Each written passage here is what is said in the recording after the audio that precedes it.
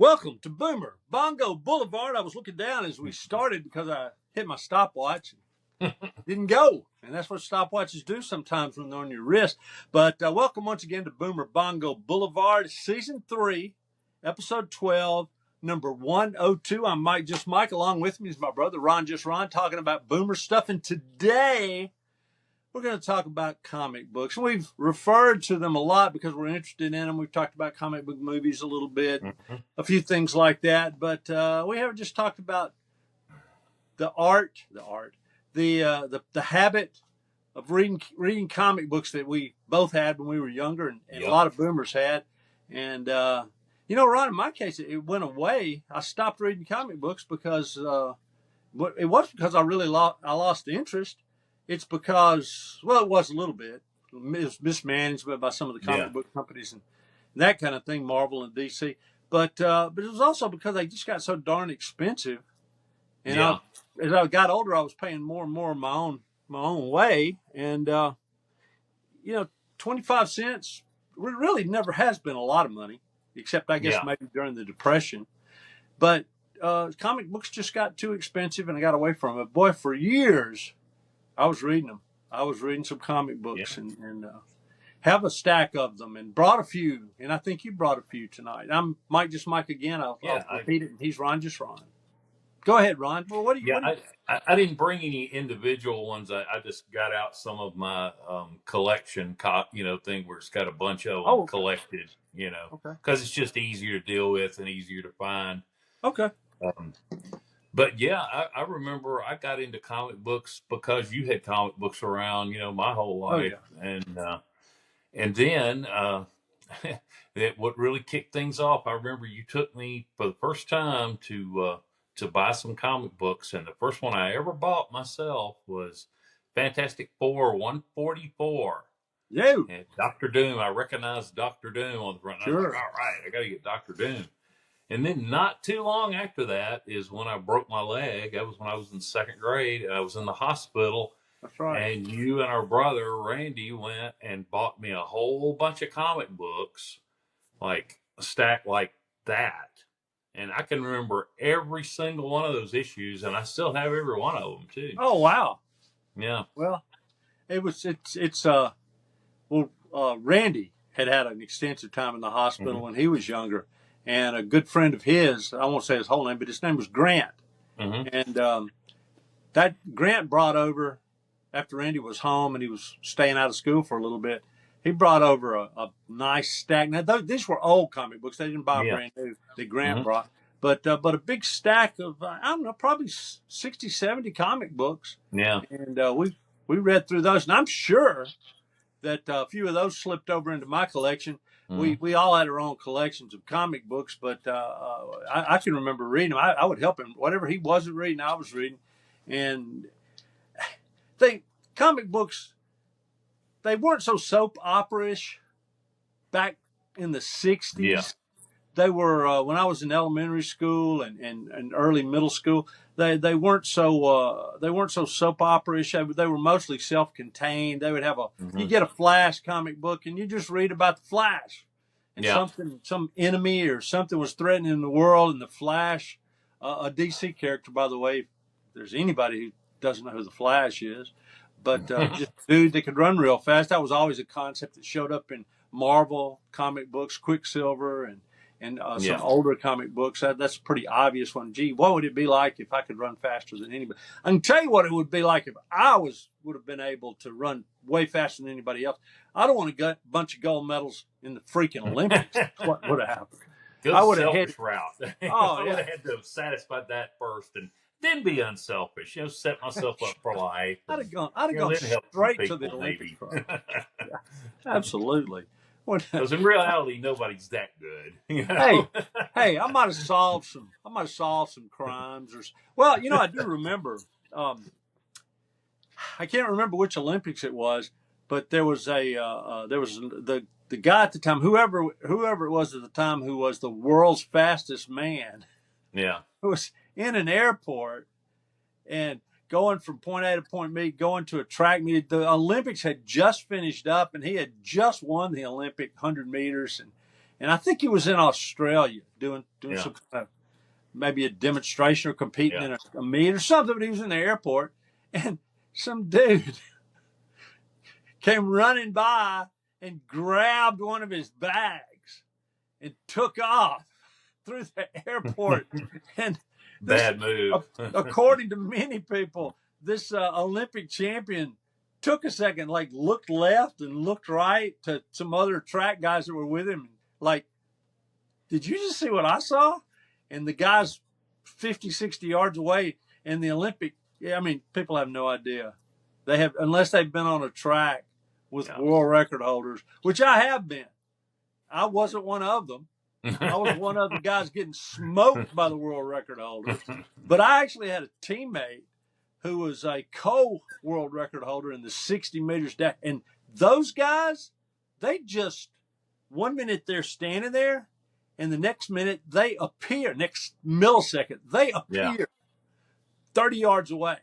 There's no in between. They just pop up out of there like they went into another dimension. That's how fast they are. And this guy just ran the guy down in a matter of a few strides and grabbed him. And I guess that's he did it. So he kind of did his flash thing. He caught really. yeah. But anyway, hey Ron, I brought some comic books. Yeah, I did as well. I was showing you one before we started this thing up. Now this is a real comic book. I don't know how well you can see it. Yeah. An old Dennis the Menace comic book. And I brought it just as evidence that I read everything. Yeah. I read Betty and Veronica. I even read Millie the Model, a couple of issues of that because some friend of mine had it, or his sister did, or he stole it from his sister, something like that. Okay, yeah. And but also here's I was talking earlier about how I used to read the Sad Sack and Bill Bailey and Hot Stuff and some of that stuff too, and would buy them, because they were fun, and if you're just like going, I just need a little rest, and I'll read a Betty and Veronica or a Jughead, I don't think I ever bought any, but we would trade for them. We would, and we all knew the guys that were comic book guys, all knew the other guys who were comic book guys. Honestly, I don't ever remember any girls being comic book people. Yeah. I think that's not a girl thing for the most part. I know there are exceptions. Kind of a recent thing now. Yeah. But it was guys, young guys, 12, 11 years old. We were into comic books and like I said, somebody would occasionally have a Millie the Model, which was a Marvel title, by the way. The best I remember. And but we would get together from time to time and just trade comic books. Yeah. And that's how I would end up with an Archie or something like that. Rod, the thing that was odd about me, and I think this is unique to our circle, is we apparently had no sense of value on these comic books. To me, one comic book was one comic book. If I wanted to trade, we traded one for one.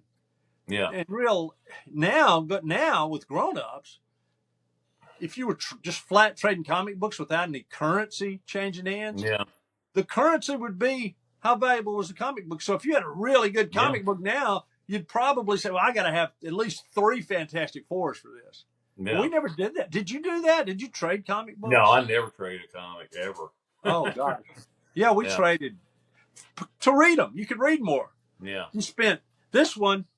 I don't know if you can see it. Can you make out it's an Avengers? Yeah, I can see it. I'm familiar with that one as well. Yeah. Can you see the price on it? It's probably 12 cents or 15 cents. 15 cents. Yeah. 15 cents. So that's late 60s right there. Yeah, most of my probably comics. 1968 right there, probably. Probably. I guess I could look up the timestamp on the inside, the copyright date. Yeah, I can just kind of tell by the artwork and the number and all that stuff. I'm trying to see here. Well, it's deep in there, wherever the 1970. That was when John Buscema was drawing it. I know that. Yeah, it's 1970. It's a 1970 comic. 1970, okay. So 15 cents in 1970. But this was, they went to, the prices, when I first started getting comics, they were 12 cents. Mm-hmm. And they had apparently been 10 cents only a little while before I started buying them, because you would fairly often come across a 10-cent comic. And I traded for some comics that had the 10 cents price. Yeah. And they were 15 cents for several years. And then they went to 20. Yep. That's And when I that was started. It was a short time. It was 20, and then it went almost immediately to 25. 25. And Yeah. it was 25 for a long time. And then every time they hit this thing, this is what Marvel would do. They would all, you knew it was about to go up when they would have a big starburst up there, and they go, still only 25 Still cents. only. You go, uh-oh. Yeah. They're fixing to change it. Yeah. And it'd go to 30. And it stayed 30 for about a week, and then it hit 35 and stayed 35 for a long time. You know what I used to, I don't even know what you call this. What do you call this little part up here that has the price and the name of the comic book? Oh, what do you call it? Shoot, there's a name for it. You kind of hit me there. It's like the something box, the title box. Title box it's got or a something? specific name. Yeah, a lot of people do artwork now where they recreate some of the old boxes. You know, Right. I think it might be corner box. Okay. They and do them big and do them like artwork. It's pretty cool, actually. You know, that's something you see a lot now is big prints of like classic comic books. Like you go somewhere like Hobby Lobby or some other kind of art type store, you know, and you can find a lot of large format prints of know like Marvel comics and stuff like that. Now I started buying in like 1974 or no 73. Yeah. And you know, this is of course this well-known character I was about to talk about now, but this was one of the reasons I was interested in it was not only because of the character, and I'll hold this up. This is a bound copy of a bunch of the 1970s, The Brave and the Bold. Yeah, show the little box. What did they have in their box over on the there's other no side? box there. This is a bound copy, you just said. See? Oh, I see. Yeah. Yeah. But anyway, this is the a copy of and I've got the original book of this in the garage. But this was the first one I ever bought because I thought that was cool. That it was like I'm like Batman teaming up with the Joker. Man, what's going on there? You know. And of course, I was still thinking Batman from like some of that old '60s stuff. You know that you had. And man, I opened this thing up, and that's where I came across my all-time favorite. One of my all-time favorite artists, Jim Aparo, who was drawing Brave and the Bold at the time and was an awesome, very realistic artist. Like, I mean, look at this, for example. Look at this illustration. I love these because it's black and white, so you can really see all the pen work and stuff. Man, look at that. Look at that of the Joker there with a gun. And, you know, he's like he's trying to kill a guy in a steam room. You know? And he's got the steam drawn and stuff, and just Aparo was so good with all the detail and stuff, and I just got where I really liked that book. I liked it at the time better than the regular Batman book. Because I thought it was cool that with Batman teamed up, because he would team up with some of the most interesting kind of offbeat guys like Deadman and Wildcat, and some of those guys you didn't see all the time. The Black Canary, What I was interested in was the box. What I was interested in was the box we were just talking about, and DC didn't really have that title box that we're calling it that Marvel didn't. And I was always fascinated by it. Here's a Spider-Man from this 15 cents version, number 77. Yeah. Human Torch was the guest star in this particular issue from the Fantastic Four, and my favorite character was definitely Spider-Man. And if you can see the box over here, which I'll hold it up, let's see if I can get it. There we go. And Spidey's standing there, and they would change it up. And the next issue, Spider-Man might be in more of a crouch, or he might be shooting a web, or something like that. That was the most well known, though. That standing there. that I relaxed standing yeah, there that pose, you know. stance that he had. Yeah. Spider-Man so rarely, the way he was drawn, he didn't really look coordinated. He wasn't supposed to, and I don't Yeah. know. That was my favorite. And I I traded a lot of mine off. A lot of the ones that would be extremely valuable now I traded to other people for other things, and they probably got thrown out by their moms, which is what happened to a lot of people. Yeah. Kids would move out, and their moms would these stupid funny books is what did you rebel against people calling comics funny books? That just killed me. I could Oh not. yeah, I couldn't stand that. I couldn't stand it. Yeah. You got a funny book Yeah. that no, it's actually one of the main characters died in this issue, and there was nothing funny about it. But I remember the first time you saw me folding a cover back, and you were like, oh, "Oh my God, no!" these are not in wonderful shape. But I will tell you that cover has never been folded. There's no crease here where Yeah. somebody folded it back. You just didn't, I've read them. They're not in fine condition or anything. They're only in probably poor condition because I read them. But golly, no, that was Well, most of mine are in really good condition because it was when I started collecting, it was like people were starting to resell them a little bit, right. And it had been around just long enough where people were starting to talk about back issues and things. So Right. I definitely had an awareness, and would put them away. I can keep them real nice and everything. I can remember reading comic books, and at first I was reading Superman, and I always kind of liked Superman. Batman was more of a favorite because Superman, where was the challenge? I mean, Superman, bullets bounced off of him, all that kind of. Batman would have to show some caution when somebody pulled out a gun, but I always kind of liked Batman. And then somewhere in there, Marvel shows up. The way they were for years. And there was Spider-Man, and there was Johnny Storm, the Fantastic Four, and the Human Torch. And boy, they were different. They could be killed. Yeah. They didn't wear capes for the longest time. That was kind of how you could tell the difference between a DC superhero and a Marvel hero. Marvel just... Yeah, they did not wear capes.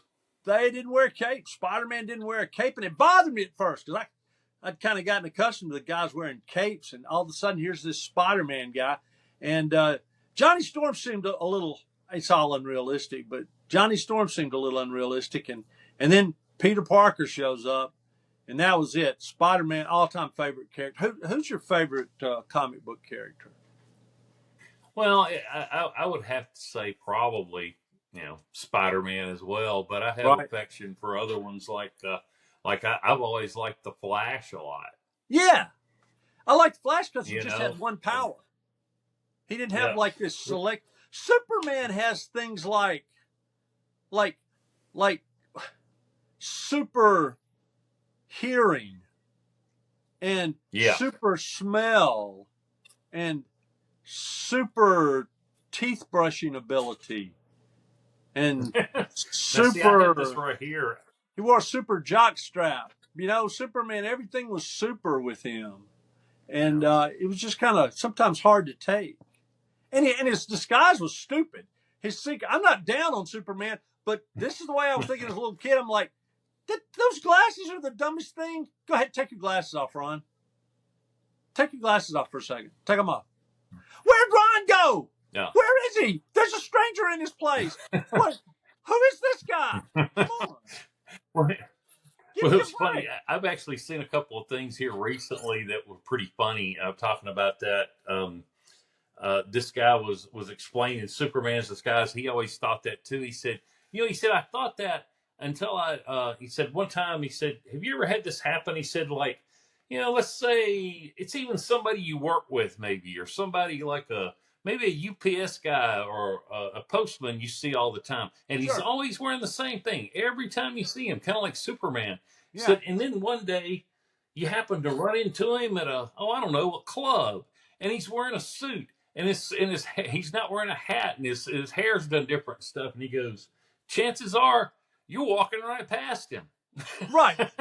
That's true. Because he's, But same guy, but he's just slightly different, that ice is And then so another one thin, I though. saw was Zoe Deschanel, the actress, and Right. and somebody had showed a picture of her with her hair done back and no glasses, and next to it was a picture of her with her bangs and her glasses, and they were like going, okay, and it said, okay, now I'm starting to figure out why the Superman disguise might have worked.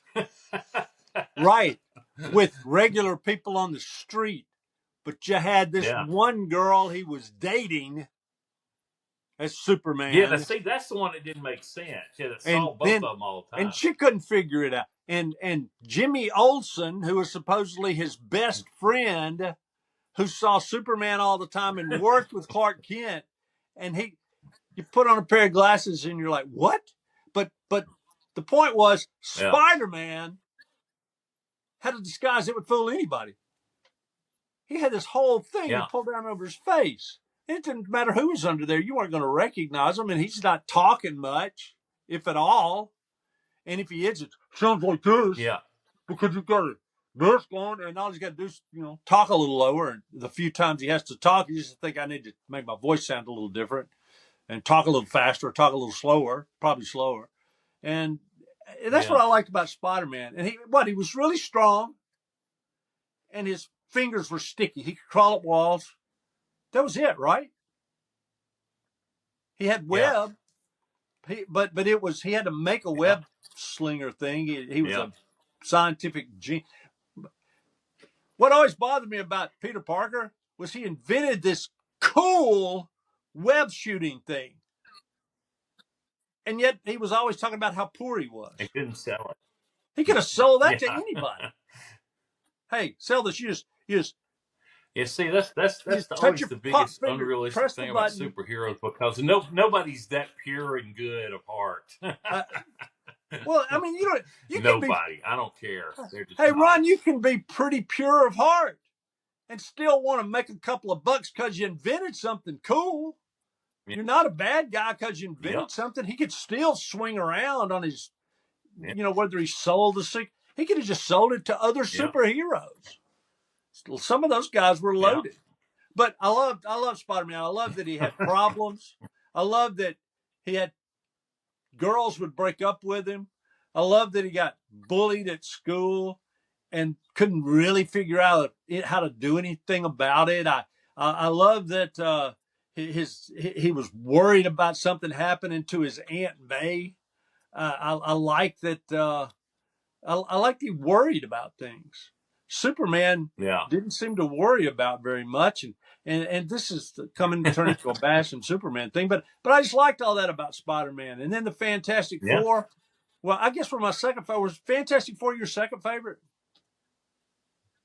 Who's your second favorite? Fantastic Well, Four? it's gotten to where over the years, I think probably Fantastic Four is probably my favorite comic. Right. Overall. I said, for one, but there's four characters, so they're kind of, can't really conglomerate them into one character. That's why Spider-Man is a favorite character, a single character. But Here's but yeah, the Fantastic Four. I have more Fantastic Four stuff than anything. Well, I love this too. I always thought this was really cool. I love these books when you could find them. right. That's a collection of all. It's 1 through I think 16 or 20. Uh-huh. See, I like these because they're all nice, full color on the inside. Sure, just like they originally were. Yeah, except way more colorful. Like there was no way the original comic was that colorful. Yeah, right. But oh yeah. But anyway, and that's and see, I have a bunch of these that are black and white. I have like all of them up through about 200 and something, so I could read everything. See, these are black and white. Oh yeah. See, I don't care for those. That's the essential. Yeah, that's those. There's like 9 of those and 11 of the Spider-Mans. I have all of those. Now these are some things that I got recently. I was talking about the Flash. Now I ordered these recently because they were pretty decently priced. They were under 20. I think they were like, what was it? Yeah, they were under 20. Well, see anyway, how expensive nice it's all color bound editions. Adults are Yeah. the ones that But, you know, have to. you've got a whole bunch of, you know, like, see, here's, you know, some old Flash from like the Oh yeah, 60s and, yeah. you know, Um, but, just you know, it's real nice. Well, I got that in the same little run. I got this, another team up book I used to like, World's Batman Finest. and Superman, Yeah, World's Finest. Yeah, and they have all of those from way back. And these are like the old ones from, I mean, you can tell by the artwork, it's like the old, like 50s, 60s. sure. You know, I like all that I stuff. like to go Hey, back and read that stuff because it's fun.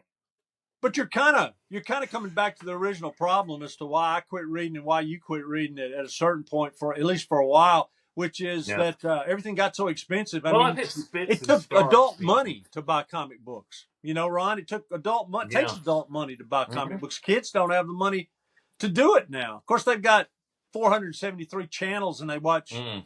um, um, you know, uh, cartoons from Japan that they get into, and they can go online and do things that are, I guess, the equivalent of comic books. But man, look at Yeah. that. That's art.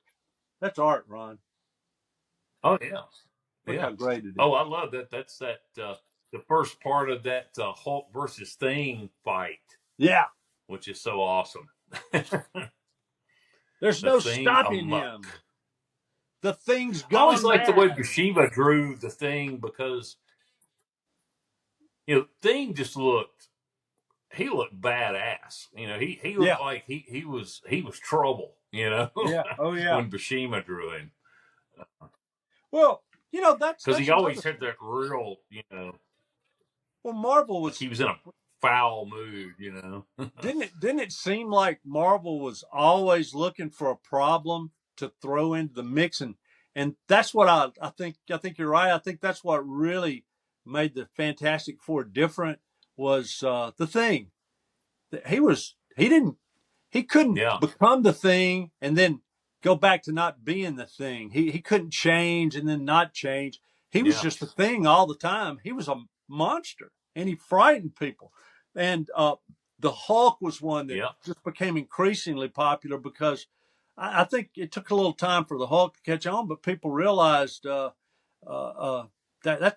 a problem to change into a monster that's out of everybody's control. He's not even under his yeah, own control. Made for great TV though. Great TV series came out of it, and it just boy, I mean, yeah, I really like comic books, and there was a lot to be learned from comic books, and it made you more empathetic to read, especially Marvel. DC was always more traditional, and I liked a yeah, lot about the DC comics, but boy, nothing could touch Marvel in my opinion. The yeah. most It was a step. It was a cut above. It just was. do you think the Flash might be our favorite DC character because he was a little more real than some of the other DC characters? I mean, he had Yeah, real it's problems. the Flash kind of came off a little more. I don't. Maybe a little more fragile in some Yeah, ways than yeah, some of the yeah, others. You know. yeah. He, Yeah, because he always had something going on with Iris, you know, and yeah, or losing her or yeah. something. It was something going on. It just kind of seemed like, you know, he didn't always have it together, you know. He was And not another super thing strong. about him is his villains were so great. He had Right, some of the best villains of anybody. right. They were real similar to Spider-Man's villains in a lot of ways. True. They were kind of The oddball, like, you know, like a lot of those early Ditko ones, you know, like Mysterio and the Green Goblin, and, you know, well, you they you got weren't a other hint, speed. right? Well, Yeah, you got a hint because he didn't have a cape. You know, yeah, Flash showed up. He didn't have a cape. A cape yeah, true. that would have been so stupid for him to have a cape. Like you're this real fast guy. The only way anybody can fight you is to grab you or something. And let's just Yeah, tie something to grab me with onto the back of my uniform and go running around. And it'd slow you down. yeah. You know what? If there was a world class track athlete that ran in a cape, though, that would be cool. Can you Yeah, imagine the Olympic? if the Flash ran around with a cape, you like wake up and you'd see somebody like hanging from a lamppost, like, oh man, Flash, you know, Not man, again. dude, You got caught in a lamppost again? Man, you got your cape caught under a tire again? Oh, geez, too bad. That would be. Hey, you got a song of the week? We love comic books though, and we probably should talk specifically about characters. Maybe we'll just have a Spider-Man week and a Batman week sometime, and just Hey, talk. I'll just do one off the top of my head. Just that one that popped in. First thing that popped into my head. REM. I am Superman, and I can do anything. Well, Are you in familiar recent with that one? years, in recent years, there have been quite a That few. was from the '80s. Yeah, Yeah. well, when I say recent years, post Of course, there's '60s. Iron Man, by Black Sabbath. Sure. Oh, right, right. Um, the one I brought in though, because I Paul just McCartney and Wings, Magneto and the Titanium Man. my official one is the Batman theme from the 1960s Batman TV series, the Batman. I haven't played that on the radio. Yeah, It was it Neil was Hefti. by it was recorded by the Hmm. Gotham City Municipal Swing Band, which actually was the Wrecking Crew, and it was written and entirely by a guy named Neil Hefti. And Ron, while I was doing research, Hefti. Yep. I found one of the most interesting things somewhere in some liner notes. I can't remember exactly where it was written, but one of the Wrecking Crew Hmm. band members wrote "Word and Music" by Neil Hefti. Word singular and music by Neil Hefti. Word and I music. Oh thought, yeah, wow, how word. did I That's never hear that hilarious. before? But only one lyric, Batman. Word and music. It got Yeah, to be it was Batman. recorded by a lot of people over the years, but it got the original release got up to number 35 and it got played on the radio a lot, but I don't think a lot of people bought it because why would you buy it? You can memorize the words after you hear it once and you heard Really? it every week on the twice a week. Batman came on twice a week when it was on, but That's we haven't right. talked we haven't He talked sure about the did. Batman TV series either. We need to do that sometime. Because that is in Yeah, itself. quite influence on the book as well, Oh gosh, because yeah, that's where the famous Spotlight logo came from, was the TV show. right. They wanted It's to. funny how the TV shows of stuff influences some of the comics sometimes, because Wonder Woman, for instance, for decades wore the the strap up slippers, like they would Uh-huh. wear back in ancient Greece or whatever, Right, with the little thong right. look things going up her leg. Go And up to about their knees. and Yeah. the Linda Carter show put her in the red boots with the white stripe up the front, and she's been in the red boots with the white stripe up the front ever since. A lot easier to put They don't on, ever take change off. that. When you got to turn into Yeah. Wonder Woman, you don't have to do all those straps. Just that big pull, then your heel goes in the slot like they do in a pair of cowboy boots, and you're ready to go.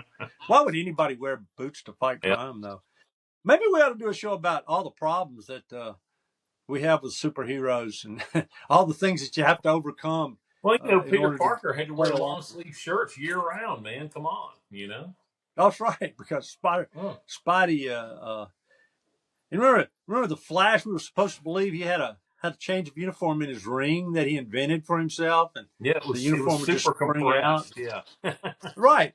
Yeah. Once again, something that might come in handy. You just carry a change of clothes around in your ring. Well, Hey, I carry believe a change of clothes around in Superman your ring. has one wadded up in a ball, but the Flash, no. Yeah. Oh yeah. If That Superman would have could been wad a uniform up in a ball, I can right. believe that. He's Superman. Right. He can do anything. He can That's super right. eat.